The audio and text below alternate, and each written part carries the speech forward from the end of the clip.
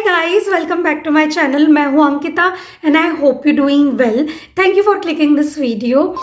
मैं जब से नेदरलैंड्स आई हूं और अधिशे स्कूल स्टार्ट किया तो बहुत सारे लोग आप में से ऐसे हैं जो मुझसे हमेशा पूछते हैं कि यहाँ किस तरह की एजुकेशन है, यहाँ किस तरह से सारी चीज़ें चलती हैं, अधिशे किस स्कूल में जाती है, क्या रूल्स हैं। स्पेशली वो लोग जो कि आने वाले टाइम में यहाँ मूव होने वाले हैं दिसंबर में, जनवरी में, क्योंकि अभी कोरोना की वजह से बहुत सारे लोगों का वीज़ा थोड़ा लेट हुआ और अब वो लोग अब मूव होने वाले हैं।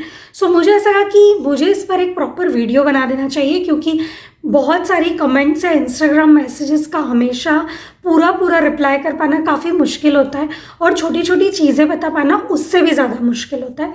सो मैंने सोचा क्यों ना आज मैं आप लोगों के साथ सारी चीज़ें शेयर करूं। मैंने पहले सोचा था कि मैं एक पूरा फुल वीडियो बनाऊंगी जिसमें मैं नेदरलैंड्स का जो एजुकेशन सिस्टम है उसके बारे में भी बताऊं, प्री स्कूल्स के बारे में, डे केयर के बारे में भी बताऊं और नॉर्मल जो इंटरनेशनल स्कूल्स हैं उनके बारे में ही बताऊं। लेकिन फिर वीडियो बहुत बड़ा हो जाता और थोड़ा सा कंफ्यूजिंग भी हो जाता। सो मैंने इसलिए सोचा कि मैं आपसे सिर्फ एकदम जो कहना चाहिए बात करती हूँ डायरेक्ट उन चीज़ों के बारे में जो कि अगर आप किसी देश से यहाँ मूव हो रहे हैं तो आपके लिए ज़्यादा इजी होंगी। सो मेरा पहला टॉपिक है आज का, जो पार्ट 1 है वो है प्री स्कूल और डे केयर के बारे में। प्री स्कूल और डे केयर सिंपल सी इसे समझने की चीज़ें हैं, तो मैं पहले आज सिर्फ आपको प्री स्कूल और डे केयर के बारे में बता रही हूँ इस वीडियो में। उसके बाद हम अगले लेवल पे बात करेंगे और फिर उसके अगले, तो इस तरह के आई थिंक 2 या 3 वीडियोज़ बनेंगे, लेकिन आपको एकदम क्लियर समझ में आएगा। सो बिना देर गवाए आज की इस वीडियो को स्टार्ट करते हैं। Let's get started.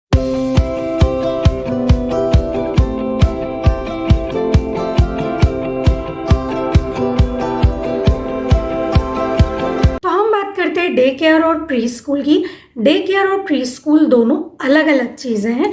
जैसे हमारी इंडिया में भी होता है डे केयर, एक दिन भर का पूरा आप बच्चे को करीब 5 से 6 घंटे के लिए भेजते हैं और सब कुछ। एंड प्री स्कूल, हमारे यहाँ पे प्री स्कूल का मतलब होता है नर्सरी के पहले वाला जो टाइम होता है सिर्फ उतना, फिर हम नर्सरी में भेजते हैं। सो प्री स्कूल और डे केयर यहाँ इस तरह से कहना चाहिए डिफाइन होता है कि डे केयर दिन भर के लिए स्कूल्स होते हैं, पूरा डे केयर एक सेंटर होता है जो कि यहाँ यूजुअली आपको हर 3 किलोमीटर पर 2 किलोमीटर पर मिल ही जाएगा। गवर्नमेंट डे केयर्स भी हैं, प्राइवेट डे केयर्स भी हैं, वहाँ आप अपने बच्चे को भेज सकते हैं। डे केयर में बच्चों को उतनी अच्छे से चीज़ें सिखाई नहीं जाती, सिर्फ उनका ध्यान रखा जाता है और उनकी छोटी मोटी मोटर स्किल्स और इन चीज़ों पे काम किया जाता है, खाना खिलाना और उनका दिन भर ध्यान रखना। यूजुअली यहाँ जो पेरेंट्स दिन भर के लिए ऑफिस जाते हैं या अभी जैसे घर से काम चल रहा है तो भी उनके लिए काफ़ी मुश्किल होता है अपने बच्चों के साथ ये सब करना। सो वो अपने बच्चों को दिन भर के लिए डे केयर भेजते हैं। कुछ डे केयर होते हैं 8 से 5 बजे तक, कुछ होते हैं जो 10 बजे से 5 या 6 बजे तक होते हैं और डिपेंड करता है कि आप किस तरह का टाइमिंग चाह रहे हैं, आप कोई एक्स्ट्रा टाइमिंग चाह रहे हैं इस तरह से। सो डे केयर जो होता है वो सबके लिए होता है, लेकिन अलग अलग उनके टाइमिंग होते हैं, अलग अलग टाइप के सेंटर्स होते हैं। अगर आपका बच्चा स्कूल प्रॉपर जाता है, अदिशी जैसा है, या फिर वो 6 या 7 साल का है लेकिन स्कूल के बाद आप उसका ध्यान नहीं रख पा रहे हैं, तो भी आप अपने बच्चे को डे केयर भेज सकते हैं। और डे केयर में एक अच्छी चीज़ ये होती है कि जब आपका बच्चा स्कूल जाने भी लग जाता है तो आपको अलग से उसे स्कूल से लेने जाने की ज़रूरत नहीं है। डे केयर वाले वहीं से डायरेक्ट बच्चे को पिक करके डे केयर भी ले आते हैं। ये डिपेंड करता है कि आप किस तरह का प्लान ले रहे हैं, किस तरह के पैकेज में आपका बच्चा आ रहा है। सो डे केयर नॉर्मल हमारे इंडिया जैसे ही होते हैं, उसमें ऐसे कोई बहुत ही अलग चीज़ें नहीं होती। यूजुअल डे केयर होते हैं, कहीं पे खाना मिलता है, कहीं पर आपको देना पड़ता है और बस वो बच्चे का ध्यान रखते हैं। दूसरी चीज़ आती है प्री स्कूल। प्री स्कूल अपने आप में एक प्रॉपर बच्चे का स्कूल होता है और प्री स्कूल स्टार्ट होता है 2 साल के बाद। अगर आपका बच्चा 2 साल से छोटा है तो आपको उसे डे केयर में भेजना होगा, लेकिन अगर आपका बच्चा 2 साल से बड़ा है तो फिर आप उसे प्री स्कूल भेज सकते हैं। प्री स्कूल प्रॉपर स्कूल्स होते हैं, ये आपके बच्चे की मोटर स्किल्स, उसके खाने पीने से लेकर उसकी बेसिक चीज़ें जो उसे आनी चाहिए, शूज़ पहनना, जैकेट पहनना, चीज़ों को समझना, बेसिक ABCD का ज्ञान, नॉट राइटिंग ओनली, कहना चाहिए कि सिर्फ पहचानना और ऐसी चीज़ें जो कि आपके बच्चे को एक बेसिक टाइम में बचपन में आनी चाहिए। दरवाज़ा कैसे लगाना है, बिना डायपर के कैसे बच्चे को रहना है, डायपर ट्रेनिंग कैसी होनी चाहिए, वो खुद अपने चीज़ें किस तरह से कर सकता है, इस तरह की सारी चीज़ें प्री स्कूल में आती हैं। प्री स्कूल 2 साल से, जैसे मैंने कहा, स्टार्ट होते हैं और ये होते हैं 4 साल तक। यहाँ नेदरलैंड में प्रॉपर इस चीज़ का रूल है कि 4 साल तक का बच्चा प्री स्कूल जाता है। और प्री स्कूल में आप ये नहीं बोल सकते कि आपका बच्चा 3 साल का है तो उसके साथ जितने भी बच्चे होंगे वो 3 ही साल के होंगे।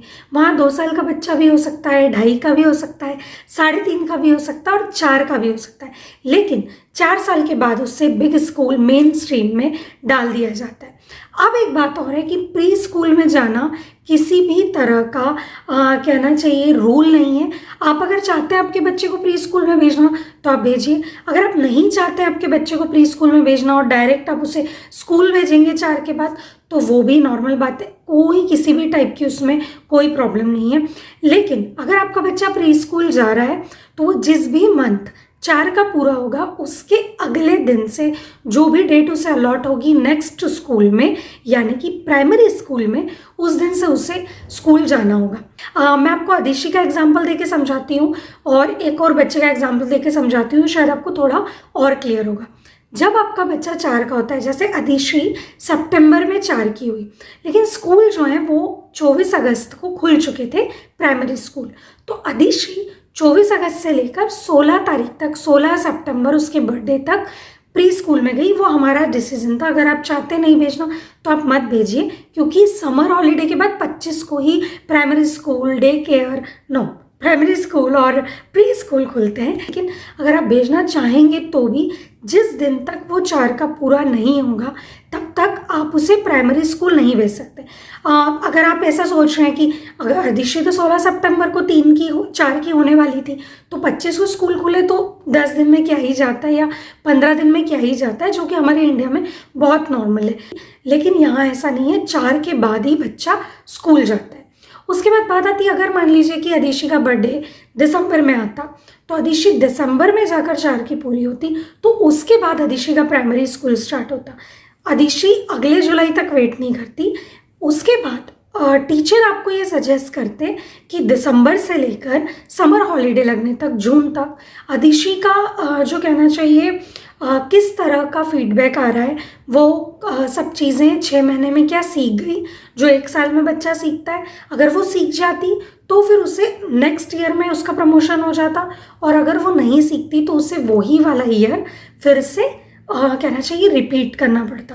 या कई बार ये आप पर भी डिपेंड करता है कि क्या आप अपने बच्चे को रिपीट कराना चाहते हैं। जैसे अदिशी के बहुत सारे फ्रेंड्स थे जो दिसंबर में ही 4 के पूरे हो गए थे, लास्ट दिसंबर, लेकिन अभी भी वो अदिशी की अभी वाली प्राइमरी क्लास में। तो हम प्राइमरी क्लास के बारे में और बातें करेंगे, प्राइमरी स्कूल के बारे में, पर यहाँ समझने की चीज़ ये है कि जब तक आपका बच्चा 4 का नहीं होता वो प्री स्कूल में ही रहेगा। और प्री स्कूल भेजना आपके लिए कंपलसरी नहीं है, कोई गवर्नमेंट का रूल नहीं है। लेकिन अगर आप मेरा ओपिनियन माने, मेरी राय माने, तो आपको आपके बच्चे को प्री स्कूल ज़रूर भेजना चाहिए, क्योंकि प्री स्कूल में बच्चा सीखता है कि प्राइमरी स्कूल में उसे क्या करना है। प्री स्कूल का काम ही है कि उसे प्राइमरी स्कूल के लिए तैयार करना। अब आते हैं कि प्री स्कूल कितने तरह के, कितने टाइप के होते हैं। इसमें आपको 2 बातों का बहुत ध्यान रखना होता है। पहली चीज़ कि जो प्री स्कूल होते हैं वो डच और इंग्लिश 2 मीडियम्स में होते हैं। एक होता है जो फुली डच होता है और दूसरा होता है जो इंग्लिश मीडियम में होता है। तो पहले तो आपको ये डिसाइड आपके बच्चे के प्री स्कूल के टाइम ही करना होगा कि आप अपने बच्चे को इंटरनेशनल स्कूल में भेजने वाले हैं या डच स्कूल में भेजने वाले हैं। जब आपको उसके बारे में सब कुछ पता चल जाएगा तो आप उसी हिसाब से प्री स्कूल का डिसीजन ले सकते हैं। अब बात आती है कि इंटरनेशनल में भेजना है या डच में भेजना है। तो ये वैसे तो अभी जब हम प्राइमरी स्कूल की बात करेंगे तो मैं आपको और जो कहना चाहिए और एक्सप्लेन करके, और ज़्यादा एक्सप्लेन करके ये सारी चीज़ें समझाऊंगी। लेकिन एक अभी के लिए मैं आपको सिर्फ इतना समझा सकती हूँ कि अगर आप नेदरलैंड्स में 2 या 3 साल के लिए आते हैं, आपका वीज़ा अगर ICT वीज़ा है जो कि सिर्फ 3 या 3.5 साल के लिए होता है या कई बार 4 साल के लिए होता है, सो अगर आपका वीज़ा वो है जिसका सीधा मीनिंग ये निकल रहा है कि आप इस देश में 2 या 3 साल या 4 साल के लिए ही है तो आपको वापस आपके देश जाना है, तो फिर आप अपने बच्चे को इंटरनेशनल में डालने के लिए एलिजिबल हो जाते हैं, इंग्लिश मीडियम में पढ़ाने के लिए एलिजिबल हो जाते हैं। क्योंकि इंटरनेशनल स्कूल में जब आप आगे जाकर प्राइमरी स्कूल में डालेंगे अपने बच्चे को, तो आप तभी डाल पाएंगे जब आप एक निश्चित समय के लिए यहाँ पर हैं। ये नेदरलैंड गवर्नमेंट का रूल है।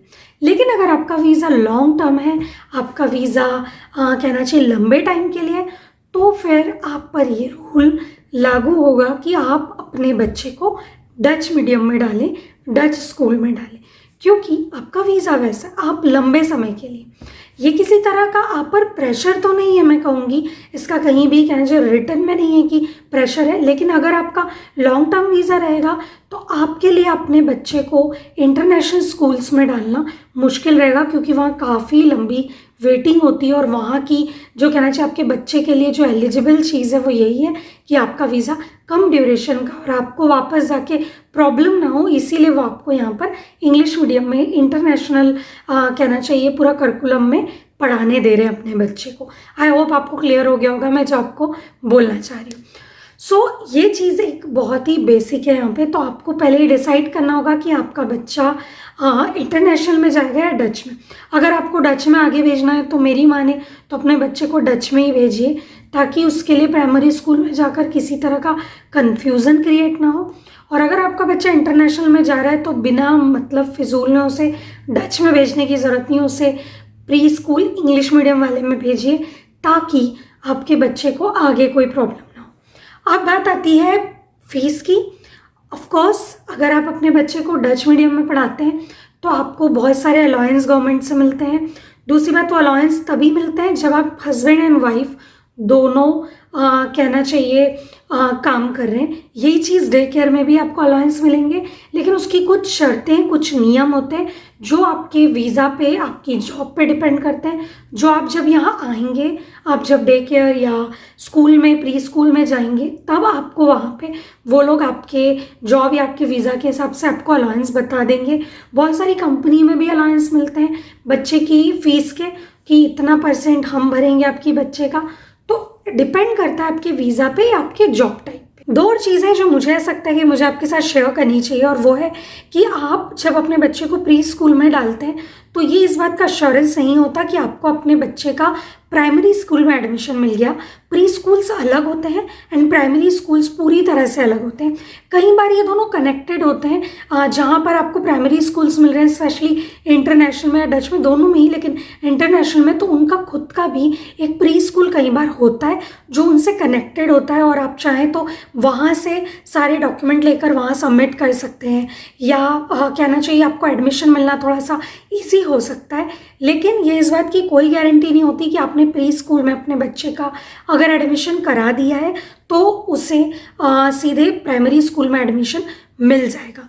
दूसरी चीज़ कि इन जो प्री स्कूल्स होती हैं इनकी फ़ीस अलग अलग होती है, और ये 2 तरह के होते हैं, गवर्नमेंट और प्राइवेट। मैंने ये बात शायद बता चुकी हूँ मैं, बट फिर भी एक बार बताऊँगी कि जो गवर्नमेंट्स होते हैं उनमें एक बहुत ही छोटा अमाउंट आपसे लिया जाता है, जस्ट एक पार्ट उसका 25% 30%। लेकिन जो प्राइवेट पर्सनल प्री स्कूल्स होते हैं उनमें अगर आप अपने बच्चे का एडमिशन कराते हैं तो आपको प्रॉपर फीस देनी होती है, जो हो सकता है कि थोड़ी सी ज़्यादा होती है, या वो उतनी होती है जितनी आपको नेक्स्ट ईयर या जब भी आपका बच्चा प्राइमरी स्कूल में जाएगा तब देनी पड़े, उससे थोड़ी ही कम होती है।